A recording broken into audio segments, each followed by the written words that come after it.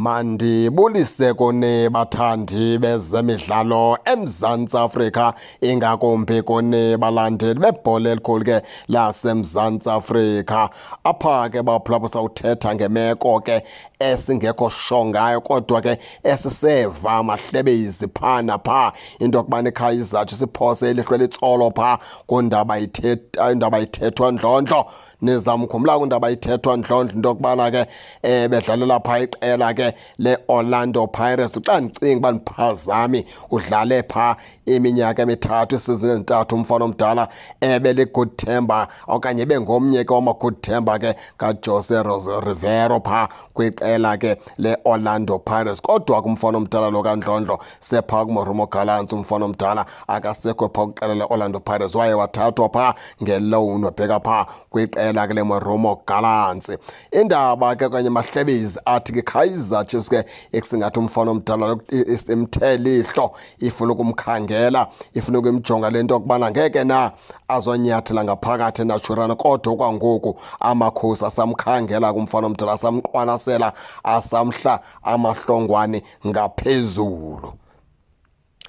Singene ke kule ndima ke kaNdlondlo, noko baphulaphuli ke asimjongele phantsi uNdlondlo. uNdlondlo uyadlala, uNdlondlo futhi ke wenza lento kumele ayenze ebaleni and napha ku-Orlando Pirates kange abe mbilo mhlobo pha uNdlondlo. Kodwa iKaizer Chiefs ayisidingi isikhala okanye ayinasikhala sikaNdlondlo pha kuyo baphulaphula. iKaizer Chiefs ayinothi isaxakwa zii-midfielders ingakakwazi ukuzihlanganiswa uzothi ga ngoku babe bebhizi bekhangela ke abantu abafana noNdlondlo. uNdlondlo uyadlala kodwa kwangoku ayikamdingi iKaizer Chiefs ngendlela thina esibona ngayo pha. Kusekho Cele, kusekho Mthelo, kusekho Mabuye pha kwesaa sisu seKaizer Chiefs, into ethetha ukuthi ke pha ayikamdingi ngenene nangenyaniso. Asithi thina uNdlondlo akadlali, ningasifika kubi baphulaphuli. Asithi thina uNdlondlo ke kafithe kwiqela leKaizer Chiefs, ningasifika kubi baphulaphuli. Into ebalulekileyo apha kukujonga iskwadi seKaizer Chiefs, kukujonga